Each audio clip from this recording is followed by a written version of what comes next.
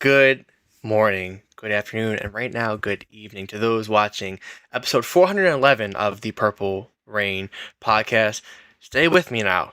The Kamar Aiken edition, Brashad Perryman, James Prochet, Seth Roberts, and most recently, Jordan Stout edition of the Purple Rain podcast. Thank you for spending your Monday evening with us. If you are part of the replay gang, let us know. Comment down below, get that out the way early. But thank you, like I said, for coming through. You can follow us here on Instagram at the Purple Rain Podcast. This guy right here on Instagram or on X at Sutton Def. Me, Instagram simply as10.prod, X simply as10. And yes, sound off in the live chat. If you are subscribed, you can sound off. We'll bring up who's in the chat right now. But we have a lot of NFL news. Like, this might be a more NFL centric stream compared to Raven stream. Honestly, there was so much news that happened today. It's unbelievable. Generational player traded. I'll say that, but son, it's an NFL off season, but it feels like kind of a Monday after a Sunday for me. Like, there's just so much news to talk about. It's unreal for June 1st.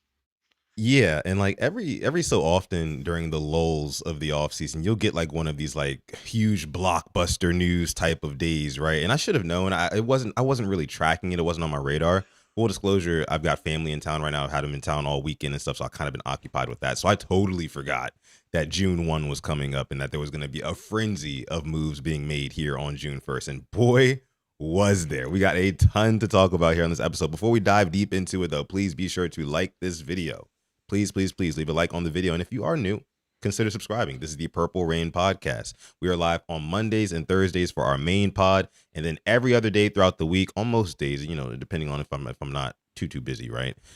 We will be doing Quiet Storm Sports as well. So make sure you subscribe, like the video, and also consider becoming a member. We just gave away some merch. We gave away some Ravens gear on the last episode, right?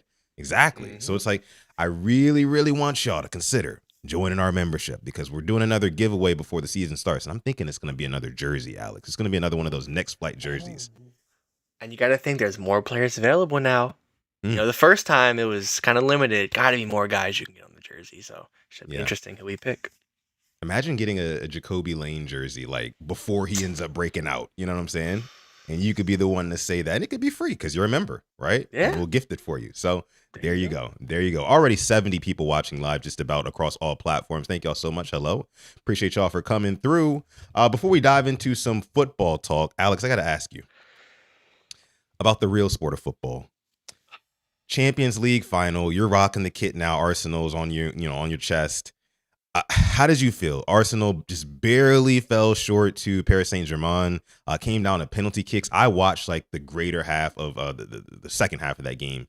And then, of course, it went into like extra time and stuff like that. It was a lot. It was crazy. Came down to PKs. Arsenal just barely fell short. How did you feel about it?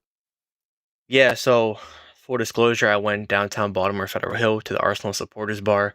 Went with a couple of our mods, Boz and Roosh and another viewer on God. We were all there, and a couple other friends. So it was about a group like 6 to maybe 8 of us. We're all there chilling, drinking, have a good time. And man, start off early. 11 o'clock, we're doing shots in the parking garage. I'm like, all right, it's gonna be a good day. It's gonna be like starting the day off good, and build up. We all get a drink, and Arsenal scoring the 6th minute. And I cannot tell you the joy I felt at that 6th minute. The only thing I can compare it to, and this is not recency bias, is Jacoby Jones taking the kickback. Genuinely, it's like, oh my gosh, like we might do it.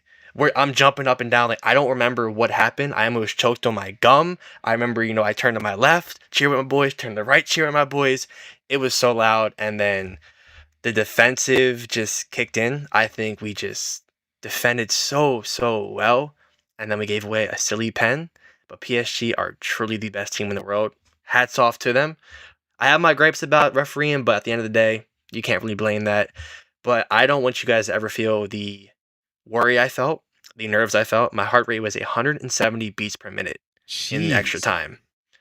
I could not talk. I could not scream. I wanted it to end. And when our center back, Gabriel, who missed the penalty, been one of our best players this year, missed it, I stood there, silent.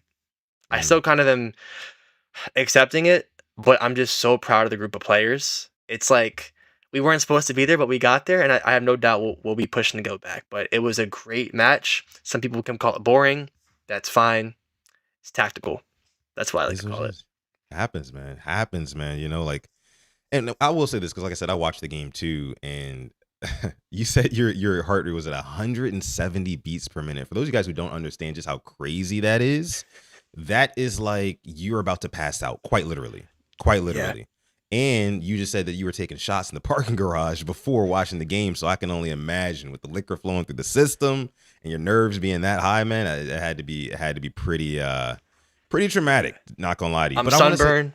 I don't know if you can tell from being outside. oh Like, yeah, I can. yeah, Oh man, that sucks, man. That sucks. But look, what I wanted to say is like I really respect um your passion for football, aka soccer, right? But when I was watching the game and the broadcast was like panning to different fans in the stadium, I mhm, really realized, and I realize this every time I watch a high stakes soccer game, right? The emotions that those fans that they give on camera, it's crazy. I mean, you're talking like little 6-year-old girls who are like damn near crying and like acting like they just literally, I don't know, won a Roblox card with like $1 million on it. You know what I'm saying? Like it's just that much emotion on it, and yeah, like I just, you got to respect it, man. Those people, they go to war for their team, period. yeah. And there were some funny guys who were PSG fans at the bar we were at, which you can kind Mhm. of guess how that went. It's like, don't be that guy. It's like if you're a Steeler fan going to a Ravens bar out of town, Mhm. you're looking for trouble. But no, it was. I just kind of said I'm privileged to watch my team in that high stakes of the game. Hope we're back soon. But still accepting it. But now we have the World Cup, not too long. We have, I think, a week and change. And the Yeah. USA played yesterday, looked pretty good, beat a good Senegal team. And I'm telling you, man, tap in for this World Cup. It's going to be really good. Most of the games should be on, around our time. We can stay up and watch them. But yeah, it's going to be a good tournament. Yeah, I'm definitely excited to check it out, man. I mean, like you said, it starts in what, 10 days, something like that? I think so. Yeah, the first game's in Mexico. I think Mexico and another team. But it'll be really, really good. And if you don't watch soccer, definitely tap in for a game. I definitely recommend it. And TC with the 5, he's saying, thanks for putting out excellent content. I appreciate y'all. We appreciate you. Appreciate that, Without TC. viewers like you, we're not going to be able to do this. So thank you for Man, coming let's through and go. spending your evenings. Shout out to TC, y'all. Shout out to TC dropping the 5 piece in the chat, making it rain. And just like Alex said, man, we appreciate it. Without fans like you, we couldn't do this, man. We appreciate you so much. And yeah, let's get into the content we came to get in here today about. Alex, why not? Let's do Right? it. It's Let's a do it. lot. Let's do it. It's a lot. Okay, let's start with this.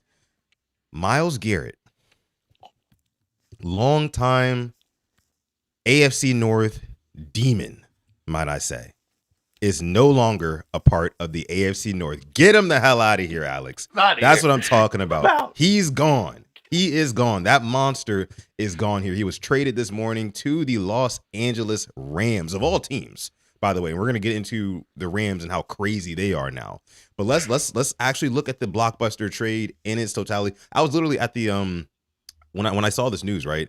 I was at the pool with my little brother, and we were just chilling poolside, and like he tells me, "Oh, ESPN just came out with a notification. Myles Garrett is traded," and I'm like, "Wait, what?" I get to check on my Twitter. I didn't see any updates for like 5 good minutes, right? And then it just all came like all at once. Ari, Myrob, like you see here, Adam Schefter, everyone was reporting on this. This is a mega blockbuster trade and has major implications on the Ravens and honestly the entire NFL. So let's go through the trade details here. This was reported by Adam Schefter. The Rams receive Myles Garrett. Full stop. The Browns receive defensive end Jared Verse, who is now in the AFC North. He's a hell of a player. We'll talk about it, Alex. But let's keep going. They get a 2027 first round pick. They get a 2028 second round pick and a 2029 third round pick. And says Cleveland views Verse as essentially another first round pick in the deal. Now, what I wanted to ask you first and foremost here, Alex, do you think that either one team got fleeced in this trade? Because I know that a lot of people, pundits, people in the media space were saying that it's going to take 3 first rounders to get Myles Garrett, just Yeah. point blank period, right? Do you think that either of these teams got fleeced? What do you think? I don't want to use the word fleece because I feel that's disrespectful. But when we look at the Max Crosby trade and the Ravens gave up, what, 2 firsts for that? Mm-hmm. And we're getting a guy without the I words. We're getting a guy who can do it all. It's on the level of getting fleeced. And I don't want to disrespect Jared Verse. He's a good football player. But like I said, Myles Garrett, and I hate this word being thrown around, but I think it truly sticks on Myles Garrett. He's generational. He Yeah. really is. I think when we're talking to our kids, we'll talk about the greats edge rushers, and we'll talk about T.J. Watts and Myles Garrett. But I think to me, Myles Garrett just stands alone. What he's done, how he's single handedly willed with all due respect, a poverty franchise, and he was the relevant guy there.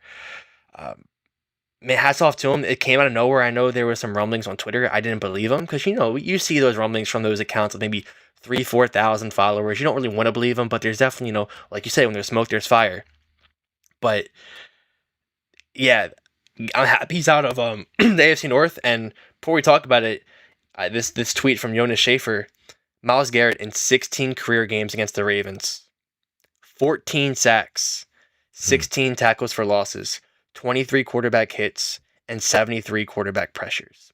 He had 5.5 sacks and 12 pressures in just 2 games against us last year. Man, Yeah, I'm so glad he's addition gone. addition by subtraction. Like, and the games will still be tough, but you don't have to worry about this absolute just monster of a man lining up across from you. Yeah.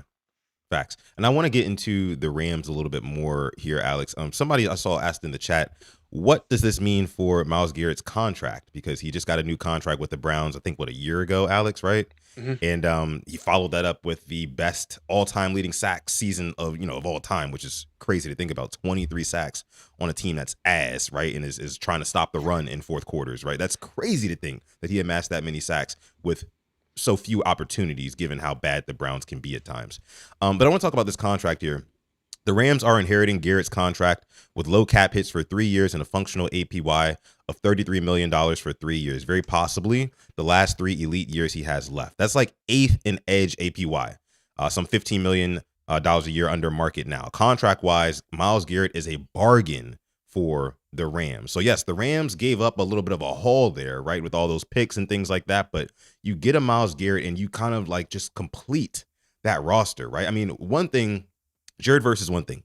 Great player, right? Young player at that, right? So I think that the Browns definitely are getting them a good one too. But Myles Garrett is at the peak of his powers right now. Again, let me reiterate for those of you guys in the back, 23 sacks on a team where in the second half of a lot of games, you're trying to stop the run, not trying to rush the passer because you're losing, right? So it's just crazy to think about that guy is no longer in the AFC North. We no longer have to deal with him. We don't play the Rams this year unless we, made it to the Super Bowl, right? But man, it's just, I think that this is a great, amazing deal for the Rams, especially considering the contract situation. They're not paying out of the ass for him, right? But at the same time, man, I think their team is complete. I actually want to bring up their not depth chart, but like just kind of like their lineup, right, Alex? Yeah. But what else are you thinking about this trade so far? No, yeah, for sure. I'm thinking about the Rams, you said, and they've given up in all 2 first-round picks for Trent McDuffie and Myles Garrett.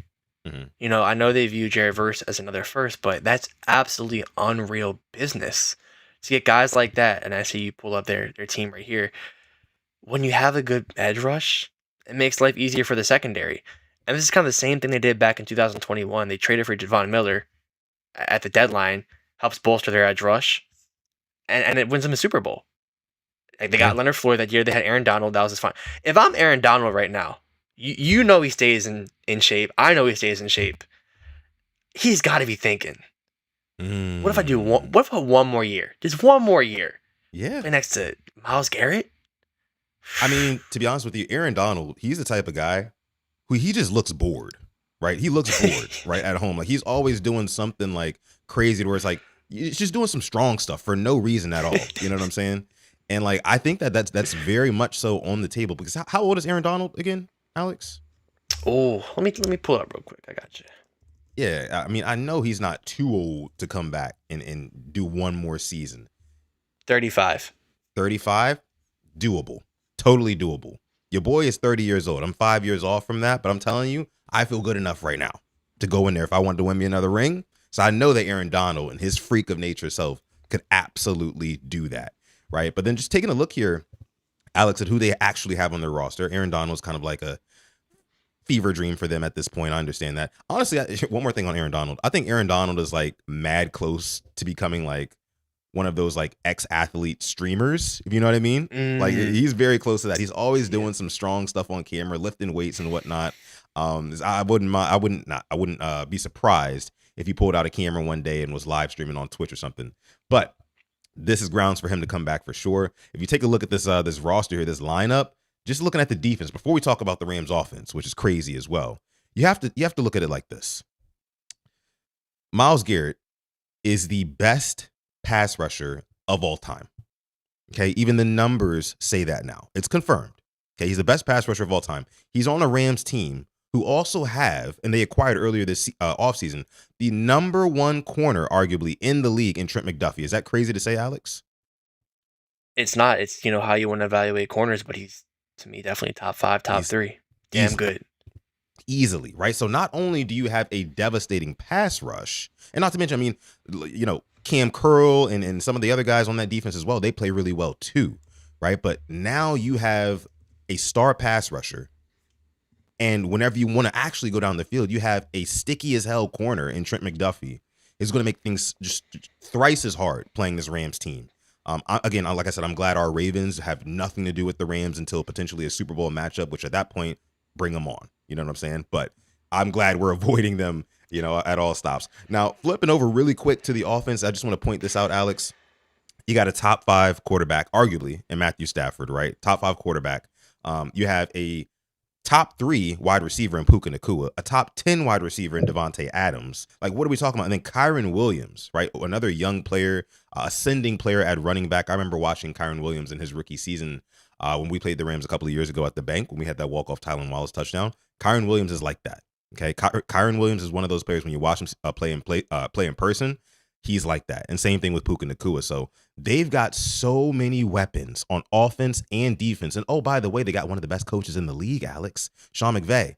So I really don't see how this Rams team, it would be a travesty, emphasis on travesty, if this Rams team did not make the Super Bowl. And you know what, really quick, this reminds me of, Alex? This reminds me of I feel like a lot of times there's those 1 or 2 huge blockbuster moves in the offseason where you really look at a team and you go like, oh, they're the team to beat now. I think back to when the Eagles got Saquon Barkley a couple of years ago. It was like one of the missing pieces that they needed. Like a lot of people were saying like, oh yeah, I mean, this Eagles team, they got a star running back now, and they can go all the way and win the Super Bowl. And what did they do? They did that, right? And so I think that this Rams team, especially in that division, who they got in that division, Alex? It was San Francisco, who's at Arizona, right? And who's the other one? Seattle. In Seattle, yeah. Seattle versus. Listen.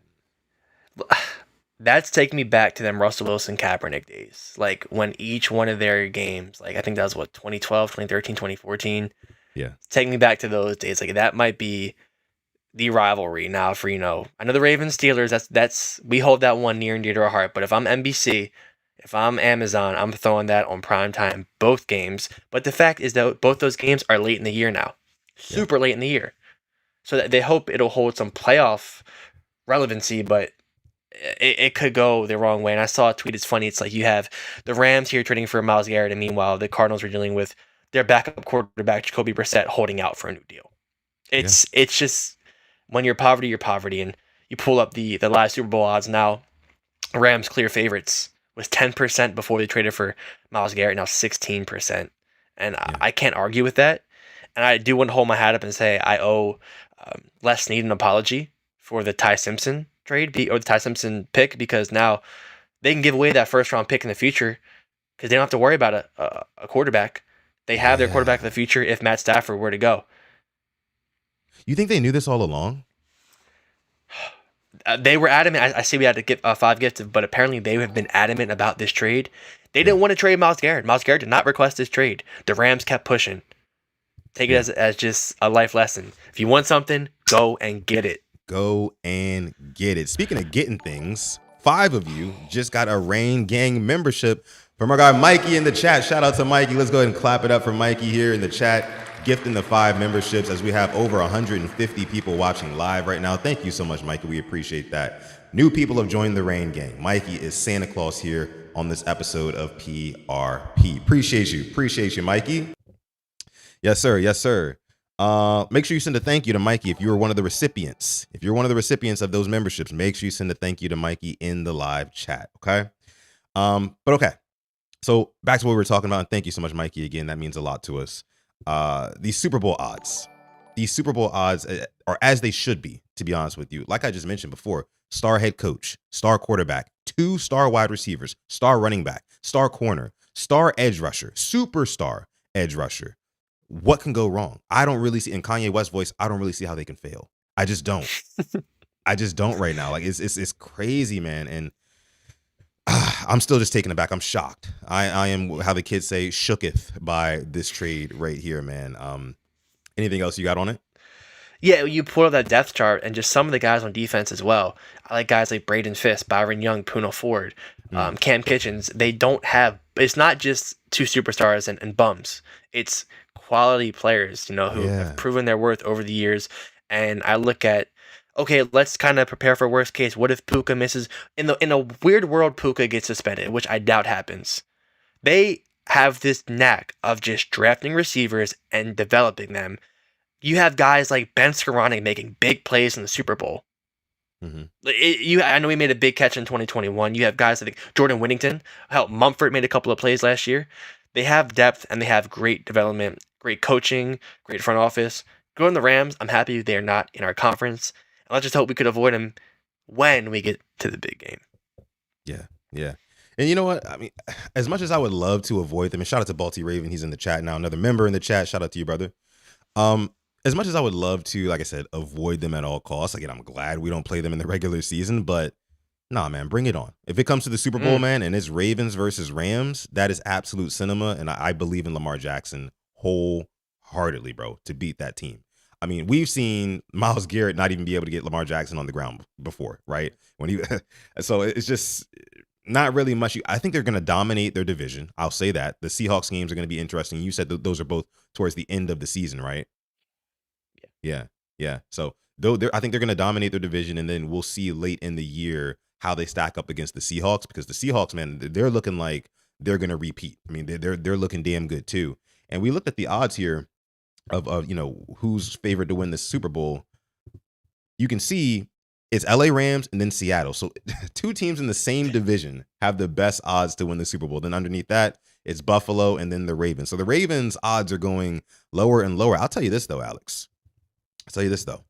I think now is the time. If you want to sprinkle a little cash on the Ravens winning the Super Bowl, now is the time to do so. Am I right about that? I wholeheartedly agree. Yeah. 100%. I want to say they were like plus 1,000 earlier when I checked it. It might be even better Hey, odds now, to be honest with you. I like Yeah, that. I like that a lot. I like that a I lot. like Granted, if the Ravens can stay healthy, if Jesse Minter does what he needs to do and he lives up to expectations, oh yeah, I would definitely throw some money on that. So I have to check that out and see, Alex. But let's talk a little bit about Jared Verse, right? Let's talk about Jared Mm, Verse, okay. since he is now in the AFC North. How are you feeling about Jared Verse being a Cleveland Brown? Good player. It's kind of now a lot of weight is on his shoulders. I pulled up his stats here. 7.5 sacks last year, 11 tackles for losses, um, one pass blocked, one pass defense. He had a sack in the AFC Championship game, 7 quarterback hits in the playoffs. He plays around 75 to 80% of snaps, so he's on the field most of the time. No disrespect to him at all, but I know when we do our Cleveland Browns preview, I know one thing me and you always mention on our keys to victory is Mm, stopping number 95. yeah, I don't think we'll be saying that about Jared Verse. Best luck to him. But they still have a good defense. The Browns do. Won't take that away. But losing a guy like Garrett is monumental. It's yeah, we see the Ravens without Kyle Hamilton, and not trying to compare the two. All right, not trying to compare because they're both fantastic players. But when Kyle Hamilton goes down, look how we play, even with talent. So it's interesting to see how they will look because now you can guys who were getting single teamed before might be getting a double. How good are yeah, they? We'll find out this year. yeah. We sure will. We sure will. Um, the play that I remember most from Jared Verse last season specifically, um, was when he literally just slapped Daniel Falele into the ground. Literally, as soon as the ball was snapped, like Daniel Falele like was not quick enough off the ball to like get his body upright to actually stick Jared Verse, right? And Jared Verse just literally used one arm, slapped him in, slapped his whole face, his whole body, all 370 pounds of 77 into the ground, and then he got after the quarterback, or I think he stopped the run. He stopped Derrick Henry on that play. So Jared Verse is an animal. Do not get me wrong. Again, he's a young player, ascending player, not really huge on the sacks. I think he has 12 sacks for his career in total. But he's very disruptive, stopping the run. You know what I'm saying? He can get after the passer too. He's not a pass rush specialist, so to say. I think, honestly, a lot of times they use him on the inside. It'll be interesting to see how the Browns use him. But another thing about this whole Myles Garrett situation, Alex, you remember a couple weeks ago, we were on this very show, and we talked about how Todd Monken had never met Myles Garrett. I think that the writing was on the wall then, no? I agree. You don't talk to your star player. Yeah. And how wasn't that bigger news? Because the way everybody gets with, and not, I'm going to make this a Ravens theme, as we are a Ravens podcast. Imagine if Jesse Minter didn't talk to Lamar Jackson. Imagine we're 2 or 3 months in, we're past the draft, and old Jamison Hensley says, "Have you talked to Lamar yet?" And Jesse Minter basically says no. Up in arms, and we would have the edits of the jersey swaps all out there. I didn't see much for Myles Garrett. The jersey swaps weren't out, not until today. Yeah, Very interesting. It just didn't feel like something that was going to happen because, again, Browns paid him all that money, right? Apparently, the Browns were from what I heard, right, looking for 3 first-round picks. I didn't think that any team would give that up, but the fact that the Rams were willing to give up Jared Verse is like an eye for an eye. I'm going to get another edge guy who's a lot better, right? And then I'll give you that first-round pick because, like you said, we don't need it. We don't need to draft a quarterback anytime soon here. We got Ty Simpson in the tuck, right? So they might have known about this since the draft, like I was saying earlier, Alex. But another thing about Todd Monken coming out and saying that he didn't know Myles Garrett. Do you remember how smug he was about it too? Remember how smug he was? He's like, they asked him, "Hey, have you talked to Myles Garrett? Have you met him yet?" He's like, "Myles Garrett? Who? No. Why would I?" Next question. You know what I'm saying? And it's like, yeah, we would be up in arms as Ravens fans if Jesse Minter was moving like that with Lamar Jackson. It's like, you have to meet up with your star players. You have to talk to your star players. They're just as important as talking to the GMs or the owners or whoever else. Your star players are super important. We should have known right then and there that the writing was on the wall that Myles Garrett was going to get traded. It just didn't feel like something that was in the realm of possibility, considering the amount of compensation that the Cleveland Browns were probably going to request. But here we are. Nonetheless, Alex, here we are nonetheless. Make sure you comment down below. Over 157 people watching live right now. Thank you guys so much. Make sure you comment down below. What do you think about this Myles Garrett trade? Do you think that the Browns got fleeced? Do you think the Browns got any better? Do you think that the Rams are going to win the Super Bowl? Let us know down below in the comment section if you're part of the replay gang. And also, guys, be sure, like I said, over 150 people watching live, but please be sure to like the video. Like the video, okay? That helps us out a ton here at PRP. We'd appreciate that. Alex, you were going to say something before I started talking. I have a question. And I could let me know if I'm looking too deep, which I can do sometimes. If the Browns did not hire Todd Monken and promote Jim Schwartz, is Myles Garrett still a Brown? It's interesting because they were close, right? I mean, his DC? That was his DC that he got 23 sacks under and broke the record. And Jim Schwartz was a little bit, his feathers were ruffled too. Like he wasn't the happiest either. Walked out. Yeah. Picked up his stuff. He didn't even meet anybody from new staff. Walked out. I'm gone. Yeah, man, I don't know because, Todd Monken, obviously an offensive guy. And I think that Myles Garrett, and here's the other thing. We didn't talk about this, Alex, but Myles Garrett had a no trade clause in his contract, right? And so the only way that it was possible for him to get traded if it was okay with him, if he would allow it, right? And now we're kind of seeing, obviously there was a little bit of I guess you could say seller's remorse on Myles Garrett's end after he signed that contract, right? Because all he kept saying was like, I want to compete, man. I remember after this season before last, he was just saying, I just want to compete. Like, I just want to, and then he signed that contract. It was like, all right, well, this is what you signed up for. It was a no trade clause, but he said, no, I'm cool with being traded to the Rams, right? And for good reason, man. Honestly, I'm happy for the dude. He is a monster, an absolute animal. He is a staple of his game. We need to appreciate his game while he's still here. Right, because not too often do you get guys on that level that are that disruptive, that can literally get 23 sacks on a team that most of the time they're trying to stop the run because they're losing late in games. So imagine with the Rams. Imagine with the Rams. I mean, real quick, Alex, can we pull up the Rams like first 5 games on the schedule? Because I can pretty much tell you how many sacks Myles Garrett is going to have based off of the Happily. first 5 matchups. All right. First game, Thursday, September 10th on Netflix against the San Francisco 49ers. He's going to want to show out. You said it's on Netflix, so that's obviously prime time, right? You said Thursday, right? Thursday Night Football? Yeah. Yeah. I think this is the Australia game, I want to say. Brock Purdy, you better say your prayers right now. Myles Garrett's going to get you for at least 2 in that game. Again, first, he's going to be so motivated. Under the lights, oh, I'm finally playing for a team that's a contender now. Oh, yeah, I'm going crazy. He's going to get 2 sacks in that game. Who's the next one? Just a heads up, 4 of their first 5 are on primetime. This next one is on Monday night against the New York Giants. Hey, you tell me. I'm going at least 2-3 sacks in that one. I am. All right, cool. Let's go ahead to the Mile High, Denver, Sunday Night Football. Denver's a good team. With a good offensive line. I'll say he'll at least get 1 in that game. I think that the jitters and the butterflies of like, oh, I'm finally with a good team, it'll kind of start to dissipate by then. I say he still gets a sack though. So right now I got him in the first 3 games at about 5 or 6 sacks easily. All right, cool. Philly, 1 o'clock in Philly. 1 o'clock game in Philly. Eesh. It's another one. I'll still give him a sack. I mean, like you just can't. You can't quantify really what this guy does. And again, the biggest thing for me is that the Rams offense is so good. The Rams offense is so good. So that's going to give him way more opportunities. So yeah, I'm giving him a sack against the Eagles too. Cool. Week 5, Monday Night Football at home against the Buffalo Bills. Give me 2. Give me 2 sacks against the Buffalo Bills, man. Easy. So first 5 games, I've got Myles Garrett getting 7 or 8 sacks at least. At least. And that might even be on the low end. That's just with me being friendly and being generous, right? I'm going to say at least 7, 8 sacks in the first 5 games. He might break his own record, Alex. He might break his own record this season, right? 23 sacks. Again, playing for a team that is stopping the run most of the time is insane. It's nuts. It really is. So, man, like we mentioned, happy for Myles Garrett. Happy that he's no longer a member of the AFC North. But, yeah, big trade. Big news here today. We got to move on, though. We got to move on. We do.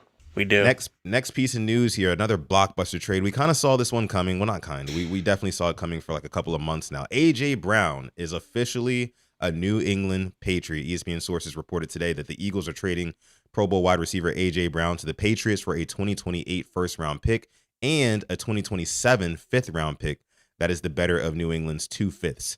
The deal that has been speculated on for weeks now finally is happening. Brown and Patriots head coach Mike Vrabel are reuniting. Yes, because they used to play. He was coaching up A.J. Brown in Tennessee from like 2019 to 2021, I believe. Thoughts? Diana Rossini died for this. Her career died for this. Diana, I will not forget you. You should have been breaking this. Not Schefter. It should have been you, Diana. I will not let them silence you. This was your deal. You've had this from the jump. Philly fans would have been on your ass. You would have been doing a victory lap on Philly fans. But you aren't. True. Yeah, this is the NFL's worst kept secret. I think it's a great trade for both sides. I think A.J. Brown, I know A.J. Brown didn't want to be there anymore. I mean, the writing has been on the wall. And for the Patriots, they get Drake May, a bona fide one. I think it's an upgrade from Stephon Diggs last year. Big body guy. I think he'll make those one-on-one catches. I think Stephon Diggs might have a little bit of trouble with. But good on them.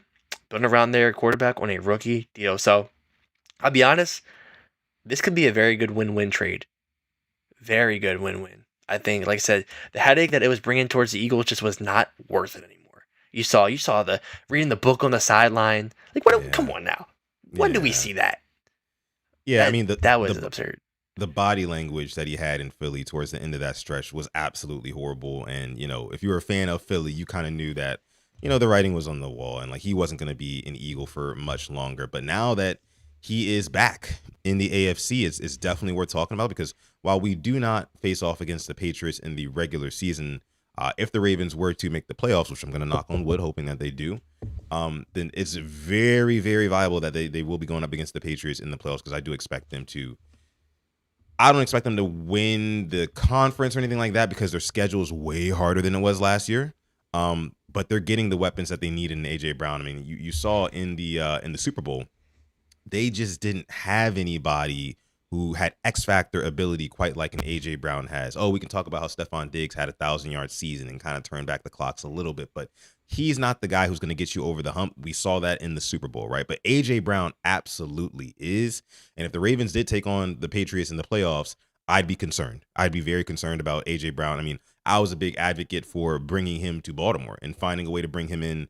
But now, of course, we've got all these rookies, and Zay Flowers still number one wide receiver, and that didn't end up happening. But now he's back in the AFC, and Drake May finally gets that number one, that bona fide number one wide receiver target. No more relying on the likes of, again, an older Stephon Diggs who can't seem to keep his name out of the media for the worst reasons, and no more of this Kayshon Boutte being wide receiver one on certain days. Like, no, it's AJ Brown from here on out, if you're a Patriots fan. And it's just, that's exciting. It's exciting as hell for them, and I expect him to make a lot of big plays, especially considering he's somewhere where he wants to be. Like we mentioned, Mike Vrabel was his former coach, and I feel like they get along very well. I feel like they kind of have like a similar personality type in a way, kind of like that dog mentality. So we'll just have to see. But I mean, hats off to AJ Brown. He got what he wanted, right? Yeah, 100%. Like I said, it's good for both sides. And now the Eagles can focus on Devonta Smith and Mekhi Lemon as their 1-2 receiving core. So good on them. Had a backup plan. But that wasn't all, actually. That was not all for the news for today. Oh, A former friend of ours has returned to the NFL. But it was a multitude of signings that a team made. Yeah. The New York Giants today lost Gunnar Olszewski, I believe his name is, to an Achilles tear. That's now 3 in the Giants camp.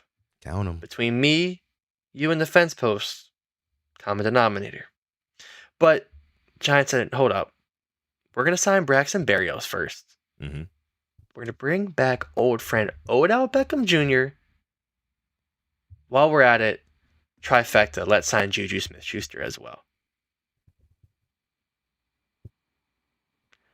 Yeah. It's feeling like it's giving me retirement home.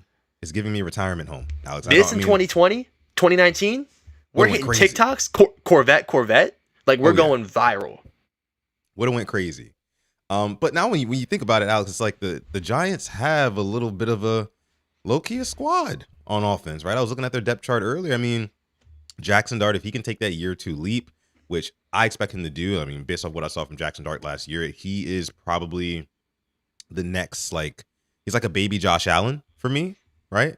Maybe not as mature just yet, but I think he will develop that, especially under John Harbaugh. That is one thing that I can say that John Harbaugh will be able to help him do, is mature and take that next step in his career. But, Jackson Dart, Malik Neighbors, who I think is on track to come back, to start the season. Cam Scottaboo, who I think is a touch overrated, but we'll see what he can do in his second year. And of course, our old friend Isaiah Likely is there too in the fold with them. So they've got some pieces, and not to mention Patrick Ricard escorting that running game. They've got some pieces to compete here. But yes, this Odell Beckham Jr., Braxton Berrios, and Juju Smith-Schuster is definitely giving me retirement home. But I will say this, Alex. I'm very, very happy for Odell Beckham Jr., right? Because how badly he really wanted to get back in the league and play. And the Giants gave him a chance. His first team is giving him a chance. Again, he's going to be coming in with all the motivation in the world. I hope he gets some targets. I hope Jackson Dart actually takes a liking to Odell Beckham Jr. I assume he will. Jackson Dart probably grew up watching Odell Beckham Jr. play, right? So I think he's going to try to get him the football. Braxton Berrios, again, deep wide receiver here. I mean, Gunnar Olszewski, you just needed a guy. You need a guy. Juju is another one of those guys who, where was he at last, Alex? Where was Juju at last? Chiefs. Was he? No. I know it was with the Chiefs. Who did he go to after that? Let me pull it up. It was, I think he did one season after the Chiefs somewhere else. Was it the Patriots? No. Chiefs. He didn't play last year. 25-26, he didn't play. Been out of the league for a year. Okay, so he's coming back. He's getting a second opportunity here too. It'll be again interesting to see what the Giants do I'm sorry, he this did. year. But he played last year. He had 33 catches, 345 yards, and 1 touchdown.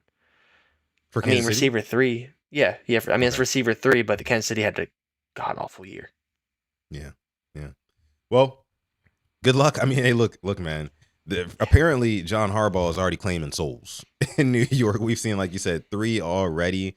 Again, like you mentioned, the common denominator there. I mean, we could talk about the turf and all that, but like we've seen this before, firsthand experience under John Harbaugh. Remember that one fateful day? You remember the day. You remember the day. Ah, man, in the preseason where we lost how many guys in one day? We lost like 2 guys in one day, right? We lost Marcus Peters, I want to say was, right?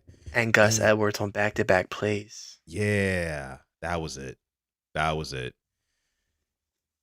Yeah, good luck, Giants. Good luck, Giants. That's all I really have to say about that. Let us know down below what you guys think in the comments about the Giants going ahead and getting some older wide receivers to come in the fold for them. Let's take a quick look at the chat here, Alex, and see what the Rain Gang is talking about here in the live Yes. chat before we move on.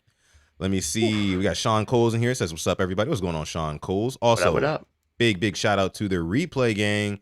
Everybody part of the Replay Gang, please like the video, subscribe, and then also comment down below. God's favorite says Odell was old 3 to 4 seasons ago, but good for him. Yeah, good for him. Good for him. Neighbors probably won't be ready week 1. What is he on track?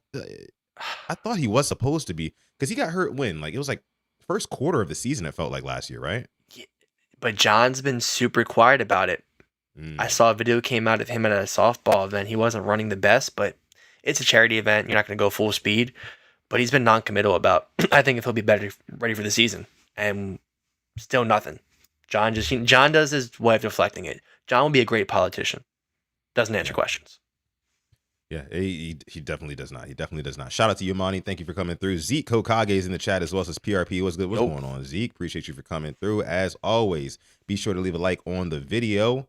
All right. Romeo Dubs and AJ Brown. Is Romeo Dubs on the Pats? He is. Okay. He Yeah, is. that's right. Yeah. Good for them. Hunter Henry at tight end, I still believe. Okay. Let me see. I see a question here. How do these deals get done when everybody knows weeks in advance? Like, how aren't there other teams getting involved or offering more? Rigged? Collusion? Question mark, question mark. What do you think? I've always thought about this, even as a kid. I'm like, well, they're trading this pick and this pick for them. Why can't, as you know, as the spoiled little kid, I'm like, why can't the Ravens just give a better pick and take them? That's a good question.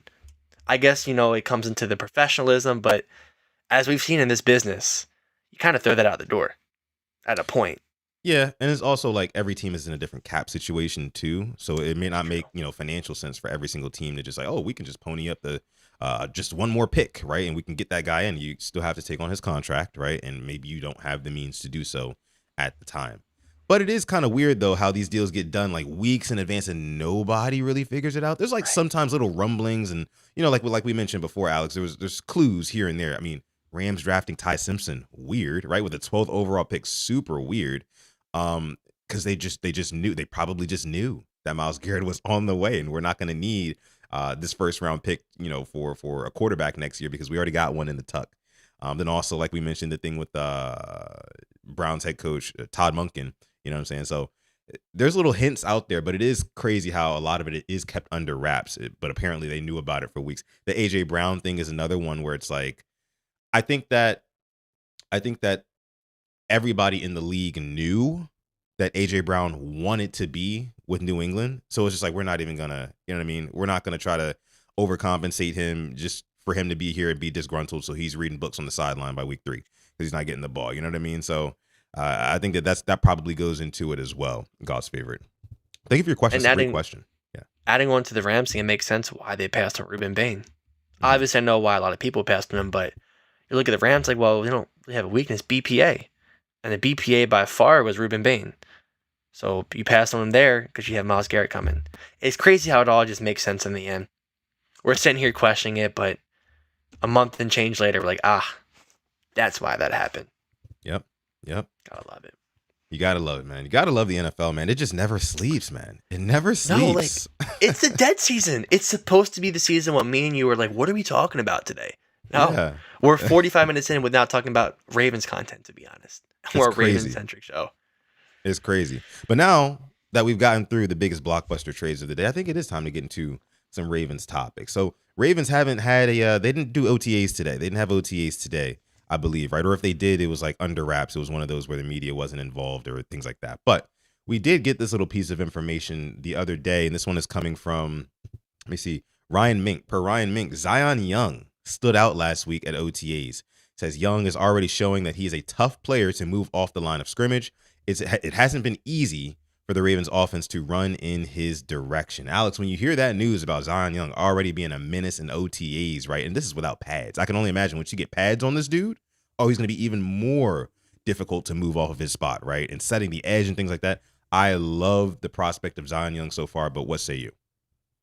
I think it helps this case out a lot. The fact he was so high up on our board as well.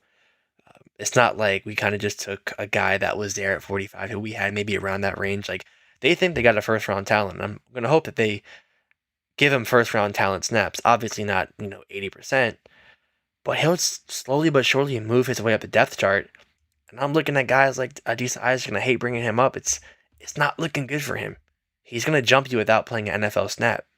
Now, I don't know what his situation is. I don't want to harp on the young fella, but when you have reports like this coming out and the guy hasn't, suited up, he'll make his mark in joint practices, in preseason, and albeit come week one, he'll be on that field, hopefully making plays, finger crossed, in Indianapolis. So it's definitely promising to see. I see Neuropsych Sports here says, will he be a rotational piece or a starter? I think starting off, they'll throw him in some packages, but Mike Green and Trey Hendrickson, I think, are going to be the two starters. Or Jadeveon Clowney if they sign him. Who knows, but probably those two. Well, listen, man, I don't know. I mean, I feel like if Zion Young continues to flash, because I definitely think we'll see him in preseason, right? Preseason will really tell us, those joint practices too. Oh my goodness. I cannot wait to see or hear about how Zion Young is moving at these joint practices. Who do we got? The Vikings and who else again? It's one other team. The Commanders. And the Manders. Okay. Fights. He's getting in a fight. He's going to get in a fight. And guess what? I would love to see it. I would love to see it. I need it. I need it more than I need air, Alex. I need to see this energy from Zion Young early on. But you mentioned Adisa Isaac, man. Here's the thing. He's about as good as cooked, right? Adisa Isaac is. I talk a lot about post, Jesse Minter hiring. I talk a lot about how this new coaching staff, they have no ties to anybody on this roster outside of the guys that they just drafted, right? So if you think that Adisa Isaac, who has done virtually nothing for Baltimore, like I said, I'm a diehard Baltimore Ravens fan. I don't even know what Adisa Isaac's face looks like. You know what I'm saying? Like, it's that bad. He's been that much of a non-factor for us. And I get it. He's been hurt and things like that. But, like, fact is, he hasn't done anything. I don't think that they are going to prioritize starting a guy like that, who they have no idea what they're going to get out of him, over a guy like Zion Young, who you drafted in the, second round, right? Yeah, second round. Mm-hmm. He's gonna get his playing time, man. I think he's going to be a rotational piece to start the season, but then I think he'll move on to being a full-time starter, especially once you see him start to really come into his own and settle in, and the game slows down for him and things like that. We already know he's a very smart player. He's got the energy, but he's a very smart player as well. We learned that with the pre-draft interview where he was talking to Anthony Weaver and Jesse Minter and stuff like that. So he's got the smarts to go with the energy and the size. Apparently, he's a huge guy. You can't move him off the spot. I think stopping the run is something that the Ravens are going to prioritize. And if that is the case, which again, I think it is, Zion Young is going to get playing time. Point blank period. He will. So this is great news coming out of OTAs so far. I think we're going to get a media covered OTA at some point this week, maybe Tuesday, Wednesday. Either way, we will be here covering it on the Purple Rain Podcast YouTube channel. So if that sounds good to you, please be sure subscribe to the channel. If you have not already, like the video. All right, Alex. So that is just the small OTA news, right? We got to get into some a little messy stuff, right? From just before the weekend, right? And I didn't do a Quiet Storm Sports this past Friday because, again, like I said, I had family in town and stuff like that, so I apologize for that. But I wanted to save this for when we got back together here on Monday. Chris Sims and Mike Florio going at it, doing a little lip boxing here regarding our quarterback, Lamar Jackson. Let's take a listen. fall off the planet when he can't run. And I just want to go, have you guys watched Lamar Jackson the last few years? I mean, he's an incredible passer. He's an incredible decision maker. Like, what are we talking about? And that's the disrespect I don't like that comes to Lamar in that way, because there's still a little faction of people like, oh, he's just a running back playing quarterback. And I'm like, he threw 41 touchdowns and like 3 interceptions a few years ago. I know I'm embellishing a little bit, but the passing numbers are off the charts. And that's where, I think people disrespect him at times, and I think he's still got a lot of good years left in that right arm. And here comes Mike Florio with probably one of the worst takes of all time. Per usual, though, right? Get off my lawn.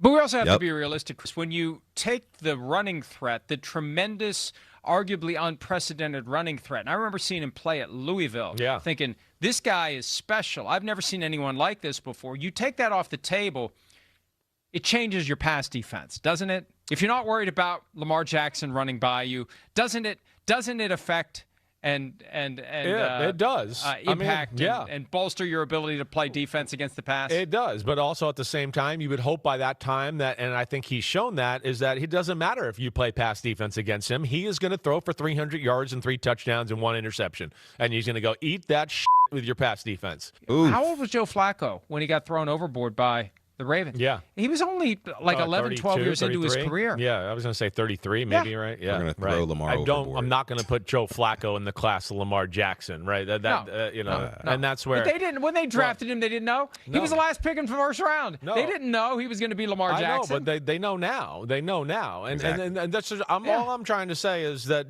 we're not, but again, we're not having these conversations about Josh Allen or Mahomes or anything. And that's where I just think it's a little unfair to Lamar at times. Mahomes has won 3 Super Bowls. I'm just trying to say, you're still talking about declining of game and everything there.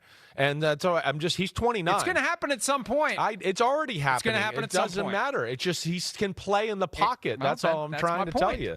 He is, just like you saw Randall Cunningham. Listen, it's okay to get dragged by the Ravens. Chris, you seem to be tiptoeing. You don't want to get dragged by Ravens fans. I mean, you didn't have an issue with the Eagles. I mean, let's be realistic about it. The father time thing it's going to happen. He's been hit a lot. Mike, who are you arguing with, and what are you getting triggered about? Like, calm the F down. I'm not getting triggered. You are too. No, and I'm not. And I'm talking about one of the greatest quarterbacks of all time, who's significantly better than Joe Flacco, and he's 29. And that's all I'm saying. I never said he wasn't. And he's one of the most efficient passers in football. So that's all I was trying to say. And I don't know what you're getting mad at me for. I got you. Okay.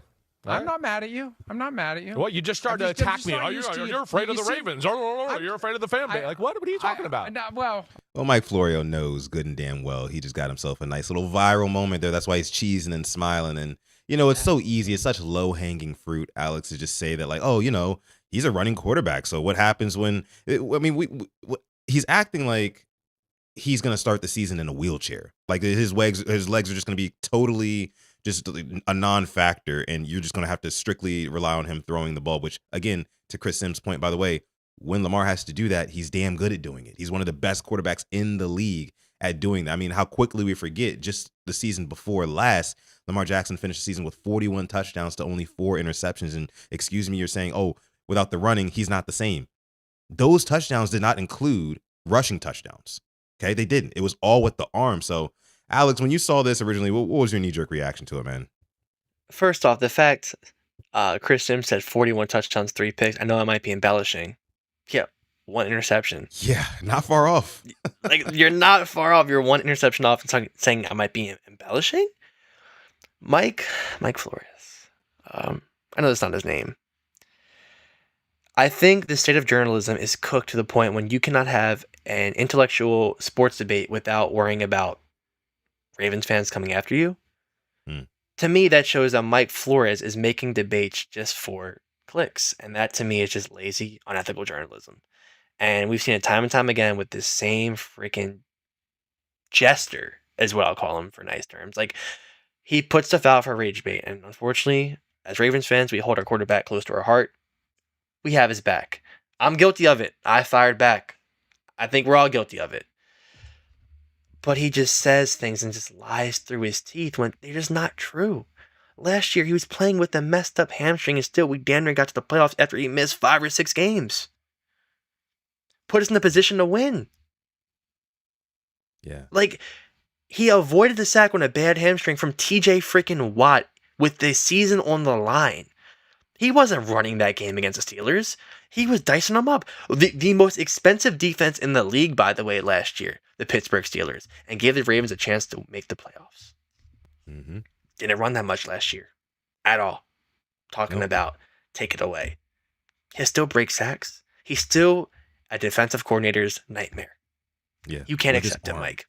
Yeah. Yeah. You can't accept it. He can't accept it in the big 2026. And oh yeah, by the way, why are we still talking like, because he said as well, he said he takes a lot of hits.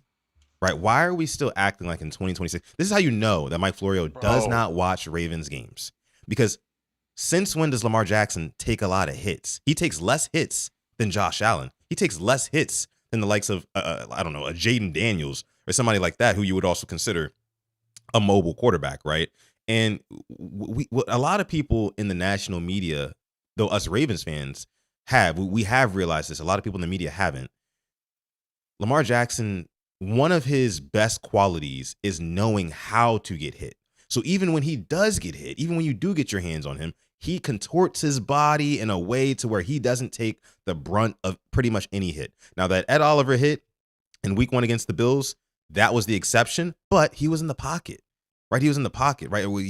Mike Florio is acting like Lamar Jackson is scrambling out of the pocket every other down and getting leveled by X linebacker. It's just not happening. That's not what's going on with Lamar Jackson's play. It's just not. And I'm tired of, the bullshit narratives that guys like Mike Florio and then other people in the media as well try to spew in, months like May and June because they have zero content, right? I mean, hell, we're making it work better here on PRP than it seems like they are on an NBC. You know what I'm saying? And Mike, to the point where Mike Florio has to say, hey, are you afraid of Ravens fans? It's like, no, we're not afraid of Ravens fans. We just can recognize greatness when we freaking see it. That's it. That's it. It baffles me, Alex. But I know for a fact that Mike Florio does have a bit of animosity towards Lamar Jackson because of that whole kind of because you remember a couple years ago when Mike Florio picked the 49ers to destroy the Ravens on Christmas or something like that. And as a matter of fact, the exact opposite ended up happening. And then Lamar Jackson is walking through the tunnel and he's like, oh, what did Mike Flores say or something like that? He calls him out his name. And I'm sure Mike Florio didn't take too kindly to that. And now, 3 years later, he's still trashing Lamar as if like he's on some sharp decline or something like that. And that's just not what's happening. It's just not what's happening. He's not on a sharp decline. Yeah, he had a down year last year. That's because the entire team had a down year last year. The defense couldn't stop a cold when they really needed to, right? The offensive line couldn't block anything, right? Couldn't really get the run going. Even still, Derrick Henry finished second in rushing yards. And Lamar Jackson did get banged up a couple times. Yes, just like any other player in this league, right? So I can't wait for football to be back in a couple of months here, Alex. We're in June now. So we just got to get through June, we get through July, and then preseason is here in August, right? We get through these 2 months, and then we can finally shut up these freaking media talking heads, right? Which I know we're kind of the same thing, but at least we come from a realistic standpoint, even when it comes to our guy, Lamar Jackson, and our team. But these guys, again, they do it all. It's all for the clicks. And that's why you see Mike Florio here, even after you've got Chris Sims cussing at him and whatnot. He's just smiling and cheesing like, oh yeah, I just know this one's going to go viral. I just know it, so it's nasty stuff, man. Nasty stuff. He loves stirring the pot. He loves it. He loves the clicks. I didn't expect, and not to be ageist for a person of his age to be loving the attention like this from an online standpoint. He loves it, loves the clicks, and good for him. How many views does this video have, if I can ask? That's a good question. Let's see. This one has 758,000 views. There you go. Case in point. Huh? Yeah. Because now people probably went on YouTube, look for the whole video. He gets more views. He gets more money. All in all, it worked for him. But at the end of the day, don't be surprised when you get shots thrown your way. The same way Chris Sims was throwing them at you. Yeah. I hate to be like that, but it is. And he'll be on NBC night, like Football Night in America. He'll be on there. He'll be pissing somebody off in there as well. We can get a really awkward moment on TV. But love that. Oh man, I still have to find that video where Rodney Harrison checked the hell out of him on his own show. I don't know if you ever saw that, Alex, but it is hilarious. Mike Florio was doing like a one-on-one with Rodney Harrison, much like he was doing with Chris Sims in the video we just watched. And he was like doing that thing that Mike Florio does where like he'll talk over you at times and things like that, not let you finish and all that good stuff. And Rodney Harrison just had enough of it. He was like, dude, are you going to let me talk? Like literally like just checked him on live TV. Like, are you going to let me talk or what? And just kind of sat there like, what, dude? Like, and then Mike Florio had to be like, oh, my bad. Go ahead. And that was just, I know that was an embarrassing, it was a G-check moment, right? For Rodney Harrison towards Mike Florio. And I just love to see that. I got to get that clip back. I got to find it. It's somewhere. I know it. I will find it and I will bring it to you guys for our viewing pleasure. I promise you. You? Yeah, exactly. One of them. Exactly. It's going to be one of those for sure. All right, guys, we're about an hour into the show. Please be sure to like this video. We got a couple more topics to touch on here before we get out of here on episode 411 of PRP. So over this weekend, I also saw this, right?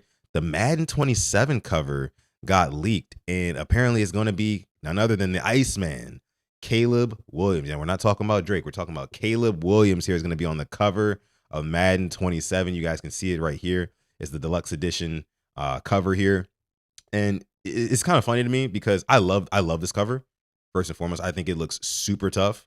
But then you have the fingernail painting on Caleb Williams' hands, and I think that was very, very intentional.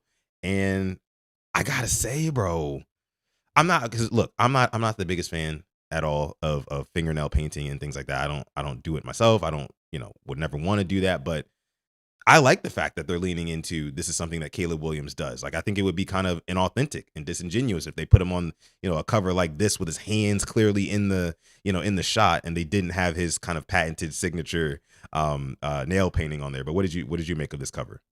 I actually didn't see this. I like this a lot. I think the snow is perfect. I love it. It has even the white uniforms. I think that's a small detail, but it goes really well with the snow. And just the subtle of the stripes on the shoulders along with the helmet. Colors go together great, and I have no problem with the fingernail painting either. I think it all goes well with it, and I kind of hope this is the actual cover. It's cold, no pun intended. I wasn't expecting him to be on the cover. I was thinking maybe JSN. Maybe they would have leaned his way, but you know what? It wasn't to be, but I like it. Young up-and-comer, possibly could get the MVP shout this year. Not sure how their season goes, but he'll definitely, be that dark horse, I'd say, MVP. So good on Caleb if this is real. It's a fantastic cover.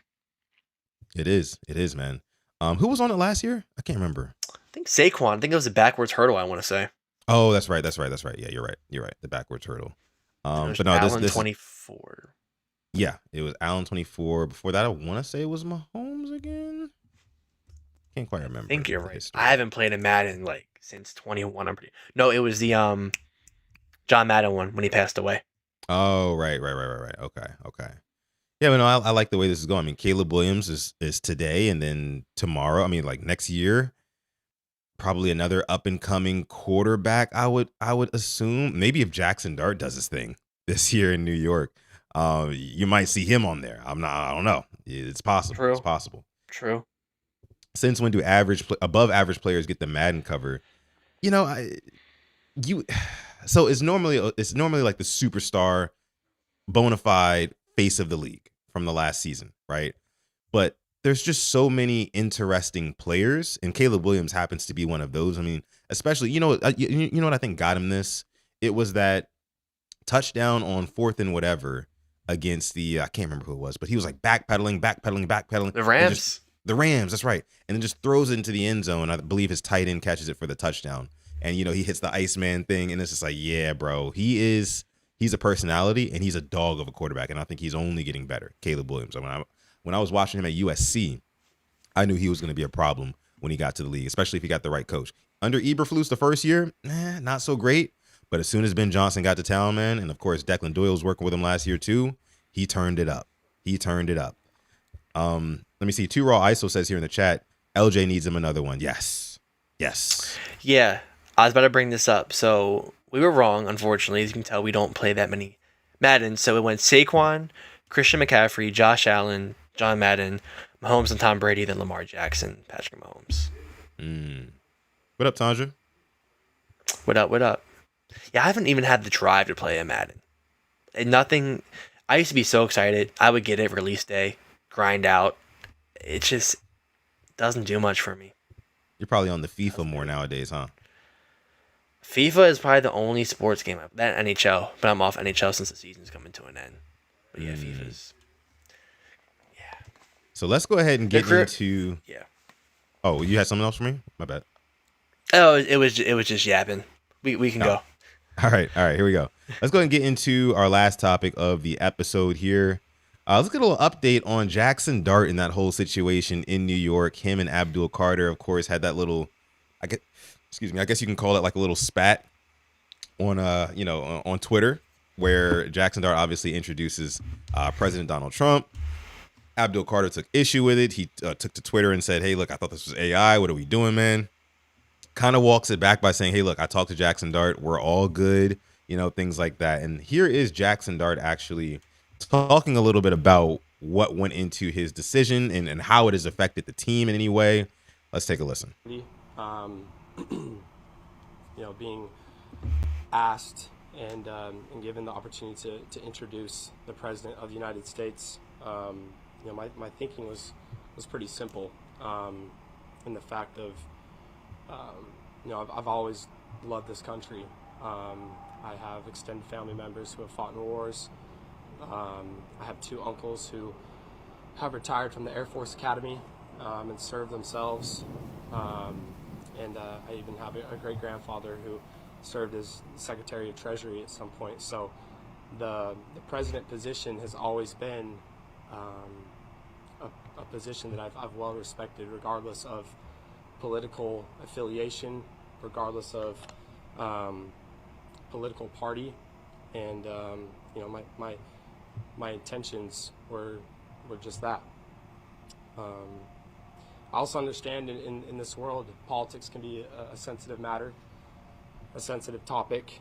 I also understand that I am the quarterback of the New York Giants, and that involves a lot of responsibility.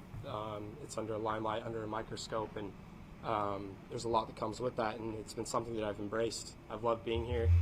I've loved the city of New York. I love the city of New Jersey, the people that I've met here. It's just...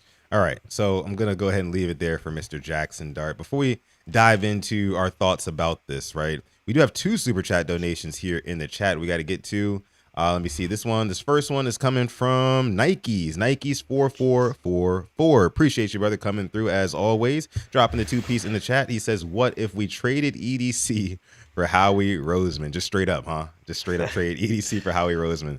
That's funny. That'd be crazy. But what do you think? We would have had a star edge rusher way sooner. I'll leave it at that. Fair. I definitely think he would have pulled the trigger on one of the guys. That would have been prioritized for sure. I mean, like I didn't Daniel Hunter maybe when he had to get traded from the Vikings could have done that. But definitely think we would have made more moves. But yeah, always fun to think what if. Yeah. And Don C with the 5-piece. Long time no see, Mr. Don C. Hope you're doing fantastic. Yes. Yeah, always good seeing you around the YouTube streets. Thank you so much for the $5 super chat donation. Says, "My guys, Sutton and Alex, this is our guy. Don C is a true Purple Rain pioneer here on this channel. Been around watching for a long time. And again, we appreciate you all the support over the years, man. Thank you so much, brother." The Don sent one. We also had another one just come in here from Monty. Shout out to Monty. Let's clap it up for all the super chat donations. Clap it up. You guys going crazy here on this episode of PRP, episode 411. Thank you guys so much for making it rain. All right. Monty says here he's saying a bunch of nothing, talking about Jackson Dart, that is. And, I tend to agree with Monty.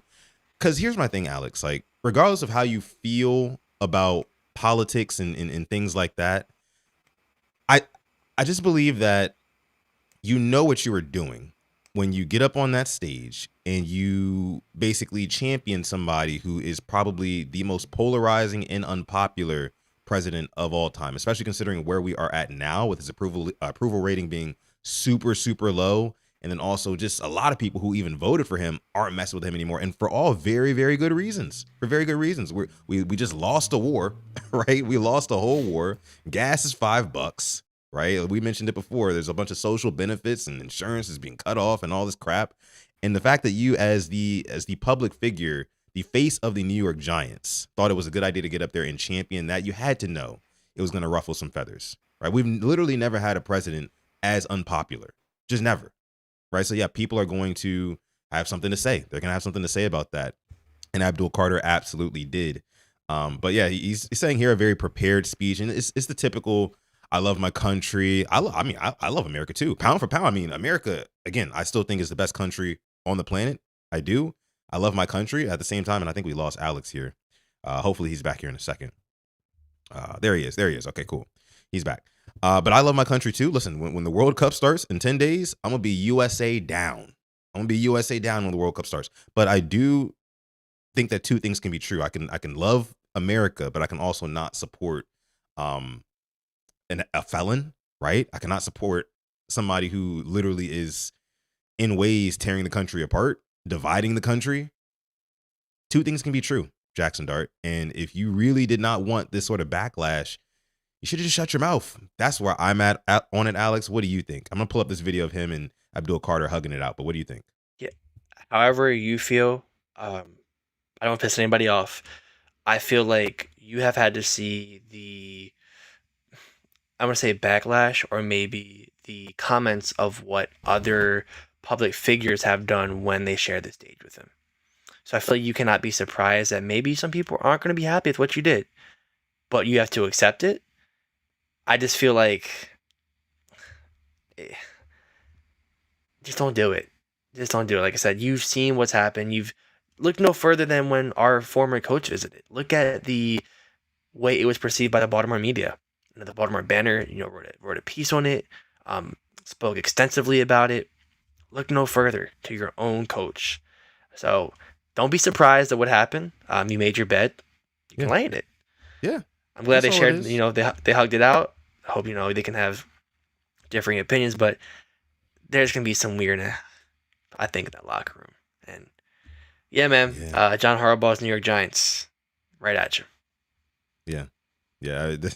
This is literally like textbook, because, Harbaugh, he's a Trump guy. Him and Jim were up there just last year powwowing with Trump and whatnot. And again, like I said, regardless of how you feel, whoever you support, right, I think it's fine. But like at the same time, when you are the face of a franchise, it's just not a good look. Like I see Tila, one of our moderators, say in the chat, like, that he's super controversial. So that on a team where I'd say probably the vast majority, maybe about half and half of your team does not mess with this dude, it's just not a good look to tell the entire locker room in an indirect way, like, hey, look, this is who your leader, Jackson Dart, this is who I stand with. I don't care about gas being $5. I don't care about people getting rights taken away. I don't care about things. I don't care about none of that. I don't care about us losing a war that we didn't need to be a part of. I don't care about none of that. I'm just showing you that this is who I align with, right? So I don't know. Like you mentioned, he has to make his bed and lay in it. Somebody in the chat says, I'm a bozo for my take there. Call me what you want, man. Call me what you want. But it's the truth at the end of the day. Jackson Dart knew exactly what he was doing, and now he's going to have to pay the consequences for it. You divided a president who has essentially divided the nation, right? You supporting him. So now in turn, you're dividing your team. Not smart at all, but it is what it is, right? It is what it is. Somebody said in the chat, Miss Fancy Pants says they're gonna let him get rocked in a game one good time. It's gonna be like that the longest yard. It's gonna be like that longest yard. Let him get hit. They just let him get hit. Like they just stand Sorry, you got me. Move to the side. I deserve that. Yeah. That's exactly what's probably gonna happen. Textbook fashion too. I can't wait to see it. That'll be hilarious. But all right. So I think that's about it, Alex, for this episode of the show. I think we covered everything. We touched all bases, right? Anything else I'm missing? I mean, one more, not to end on a sad note, we did have some Baltimore football royalty pass away. Raymond Berry, Baltimore Colt, I believe he was 92 or 93, passed away. Fantastic player. Prayers for his family. Definitely a staple of Baltimore football. I remember would hear grandparents talk about him growing up. Never have to watch him for obvious reasons, but rest in peace to him. Definitely want to I'll read the statement here from the Baltimore Ravens that they put out earlier today. And thank you for reminding me about this, Alex. I actually forgot. Statement from the Ravens on the passing of Raymond Berry. Raymond Berry is a football icon. As one of the greatest wide receivers in league history, he routinely thrilled fans with his clutch playmaking, precise approach, and unmatched work ethic. His impact on Baltimore sports and the NFL would endure forever. We send our deepest condolences to Raymond's family and friends and to the countless fans who were inspired by his remarkable journey. So like you said, I am also too young to know of a Raymond Berry and ever watch him play, but a Ravens legend is a Ravens legend, right? And I would definitely want to say rest in peace. And like they said here in this little excerpt, condolences to his family for sure. Yeah, I mean, Baltimore Colts. We're gonna claim him as ours. I know he would as well. A lot of those Baltimore Colts would claim the Baltimore Ravens. So sucks to hear that, but I think that is all that I have. Not sure if you have anything else. I know we have the finals starting up here soon. Got the Knicks and Spurs. Knicks and Who do you have? Spurs. Man, I'm actually glad you brought this up. I was at a bar somewhere out in Houston watching that game 7, man. And like when I tell you, because I'm in Texas, so everybody in there is going for San Antonio, and like it was just such a lively atmosphere. I loved it. I love the fact that the Spurs won, and now going into this finals against the Knicks, I think it's going to be a hell of a series. Both of these teams, like literally, like they match up so well together. They almost like cancel each other out. So it's going to be interesting to see. You know what I think is going to come down to? I have the Spurs winning, but I think what it really comes down to is who does the better coaching job. Right? Who does the better coaching job? Whether it's Mitch Johnson for the San Antonio Spurs, or gosh, what's the dude's name for the Knicks? Gosh, I can't remember his name right now. It's escaping me Mike right Brown? now. Mike Brown. That's right. Yes. He's been phenomenal all playoffs, and again, so has Mitch Johnson for the Spurs, especially in that game 7. A coaching masterclass from him, and still Greg Popovich is still in that building too. So is going to be interesting to see. I've got the Spurs winning in, I'd say 6. I think that there's going to be a couple of games where Wemby's just going to be unstoppable. He's just going to be unstoppable. And I think what he's going to be doing is he's going to be knocking down shots from the perimeter, which if he starts doing that, it is over. I tell you, it is over for the New York Knicks if he starts knocking down shots. The Knicks' only chance really is to get Mitchell Robinson to kind of like bang him up because he's super physical, and also have Karl Anthony Towns take Wemby out of the paint, right? So if Karl Anthony Towns can like threaten the 3-pointer and things like some outside shooting and keep Wemby out of the paint, that's going to open up so many lanes for guys like Jalen Brunson to slash, for guys like Mikal Bridges, so on and so forth, right? But again, Wemby is just like one of those equalizing type of players. So I think that he's going to have 1 or 2 games where he just really takes over, and then the rest of the games are going to be very, very tight, very, very close. But I think the Spurs edge him out in 6. I do. Okay. I hope they do. I'm rooting for the Spurs in this series.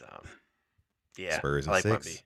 Crazy. Spurs in 6, Crazy baby. talent. I Crazy love talent. Wembanyama, and he loves the game. He's so passionate about the game. I That's think what I love the most. like. Yeah. I was happy it was an authentic celebration, and I don't want to be like get off my lawn guy. Part of my language, show a little bit of fucking emotion. This like nonchalant shit is really just annoying. But you can be happy. You can celebrate. It's perfect. You can cry. You can. We're humans. You don't have to bottle it all up for an Instagram post. Maybe that's my like take of the day. I love seeing him just screaming, like really showing that emotion. I think that's been taken out of the sports for a little bit. I'm happy to see it. Yeah. Everybody's all, just super media trained, and everybody wants to be super professional and like hold their cards very close to their chest and not really say too much. But no, Wemby comes out there and it's like, this actually means the world to me. This actually means the world to me. Like he's crying again, like you said, showing emotion, things like that. I mean, hell, he was emotional after losing the All-Star game, right? And that's the All-Star game, a game that means nothing. He was emotional after that, right? He really, really wanted to win. So yeah, I love Victor Wembanyama, man. Some people might say that like, it's kind of weird when if he loses, then he might not speak to the media, things like that. That doesn't happen every single time, but it just speaks to how fierce of a competitor he is, right? And he's still young. He's only 22. So I think for the next decade, if he can stay healthy, right? Because it's hard to stay healthy in a body like that. But if he can stay healthy, man, the Spurs are going to be a dynasty. And when it's all said and done, Wemby could go down as one of the best players of all time if he continues to develop his game. I totally believe that. But okay, the series starts on Wednesday. Okay. So okay. more coverage on that later in the week. We do have another super chat donation. This one's coming from King Lee, dropping the 2-piece in the chat. Let's clap it up for him. One of the new moderators here in the chat for PRP. We appreciate you so much, King Lee, holding it down for us, holding it down. We had a couple of new mods. So King Lee was one of them. 86 Ghost was another one of them. And then Ashley Royalty was the third one. So we got 3 new mods to go with Asmodeus and Tila and Boz and Roosh. And, we know we can't always have all you guys in the chat all at once for every single episode. So we put a little, a few more mods. So thank you guys so much for helping us out here at PRP. It does not go unnoticed. We appreciate you guys so much. And thank you again for the super chat donation, King Lee. All right. Let's go ahead and get it out of here. Let's go ahead and get out of here. They said the echo scared you, glaucoma? Really? It's reverb, not echo. It's reverb. But okay. We're going to go ahead and get out of here. I see Stretch, thank you for the commiserations. Says sorry about my soccer squad. Black Daniels as well sent me a nice tweet saying check on me. I wasn't well. Actually, I'll tell you this. If you want to see the true raw emotion of what happens after you lose, this is me after the game. That's head and hands. That's my scarf around me. That's me wearing a nice little retro jersey. Yeah, I was like that for about 10 to 15 minutes, just contemplating, man. But I never want to feel that feeling again. But I'm excited. I'm excited for Ravens football, for World Cup, footy next year. Bring it all on. Bring it on. But yeah, guys, that's going to do it here for us on this episode 411 of the Purple Rain podcast. Before you get out of here, please like the video, subscribe to the channel as well. We can't go nowhere. We got another super chat donation. They keep coming in. They won't let us leave, Alex. We got one more. This one's coming from Asmodeus. That is Asmodeus. Asmodeus, he's talking my language. He says, selfishly, I want Wemby to be a GOAT. I have his out of 99 auto. Asmodeus, little card collector. What does that mean? So it's a card, only 99 were made of this exact card, and it's autographed, which pumps the value up even more. Okay. That is interesting. Yeah. You're talking my language now. I am dabbling in the cards. I don't collect basketball, but that's a good one to have. It's a real good one to have.